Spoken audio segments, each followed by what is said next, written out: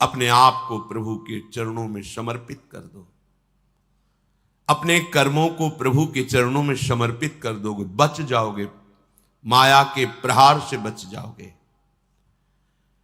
प्रभु कहते हैं जो शुभ शास्त्र के विधान के अनुसार कर्म किया गया, और अशुभ जो शास्त्र के प्रतिकूल आचरण बन गया है, वो भी सब मैं संभाल लूंगा, तुम केवल मेरी शरण में हो जाओ, तुम्हें नहीं भोगना पड़ेगा। भगवान कह रहे हैं। अगर बुद्धि ही खराब है तो भगवान की बात समझ में कैसे आएगी। कितना बढ़िया कृपा करके भगवान हमें उपदेश कर रहे हैं। अगर शास्त्र प्रतिकूल भी आचरण हो गए तो तू चिंता मत कर, मेरी शरण में आ जा।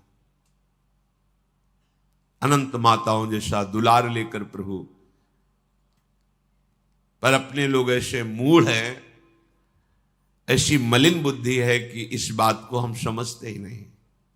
निरपेक्षम मुनिम शांतम निर्वैरम समदर्शिना, यहां भगवान समोहम सर्वभूतेषु, स्थावर जंगम, पवित्र अपवित्र, देवता मनुष्य, कोई भी, सब में भगवान समान रूप से विराजमान है। न में द्वेष्योस्ति न प्रिय, मेरा कोई द्वेष का पात्र नहीं है और न मेरा कोई प्रिय है।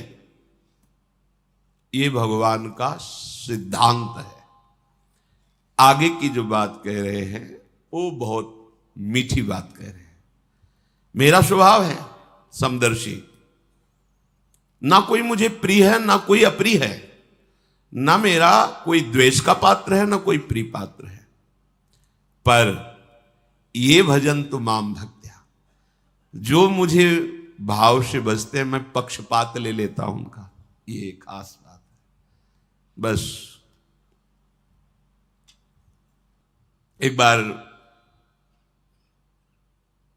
देवताओं ने देखा कि युद्ध में जितने असुर मारे जाते हैं दैत्य, उन सबको भगवान शुक्राचार्य जी के पास संजीवनी विद्या है। विद्या का प्रयोग किया, तत्काल जीवित हस्त पुष्ट। भगवान बृहस्पति जी के पास ये विद्या नहीं। जितने देवता मारे जाते वो अंग भंग वैसी स्थिति में रहते, मृत तो मृत। भगवान बृहस्पति जी के पास ये विद्या थी नहीं, भगवान शुक्राचार्य जी के पास। देवताओं ने बृहस्पति जी को अपना गुरु माना और दैत्यों ने शुक्राचार्य जी को गुरु माना। अपने गुरुदेव की कहीं भी लघुता मन में भी नहीं आनी चाहिए। इसलिए देवताओं ने कभी बृहस्पति जी से ये प्रार्थना भी नहीं की कि आप संजीवनी विद्या सीख लीजिए, हम लोगों को जिलाने, कभी प्रार्थना नहीं की। गुरु महिमा है। पर उनके बड़े पुत्र का नाम कच्छ था। उनसे बात की कि आप हमारे गुरु पुत्र हैं और हमारे ऊपर सबसे बड़ी संकट की बात है कि कोई साधन नहीं है जिससे हम अमर हो सके। ये जन्म मरण का चक्र ही रोक करके श्री जी के पास प्राप्ति कराने वाली ये पराविद्या है। जिनसे संजीवनी विद्या प्रकट हुई है उनकी भी संजीवनी है हमारी लाडली जो। जय श्री हरिवंश मदन सर जर्जर विथिकित श्याम सजीवन मूली। स्वभाव के होते हैं, उनका प्रभाव यही होता है कि वो अपनी हानि करके दूसरे का परम लाभ करना निश्चित करते हैं, और जो अशांत स्वभाव के होते हैं वो दूसरे की हानि करके अपना लाभ सोचते हैं। कच्छ ने सब देवताओं को आश्वासन दिया, अगर जीवित रहा तो संजीवनी विद्या लेके ही आऊंगा, और ना जीवित रहा तो फिर बात अलग है। इसमें परहित की भावना बहुत जोर की। परहित की भावना जहां होती वहां भगवान रक्षा करते हैं।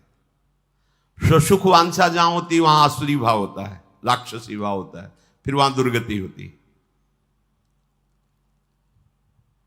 श्री महान महिमा में भगवान के पिता होने का सौभाग्य जिन्हें प्राप्त हुआ दशरथ जी महाराज, उनको वो परम लाभ जो गीधराज जटायु को मिला नहीं मिला। पंख कटे हुए रावण के अस्त्र से तड़प रहे, प्राण कंठ में है, बस चितवत राम चरण की रेखा, आगे पड़ा जटायु देखा चितवत राम चरण की रेखा। भगवान ने गोद में लेकर पिता की तरह उनका तर्पण आदि किया।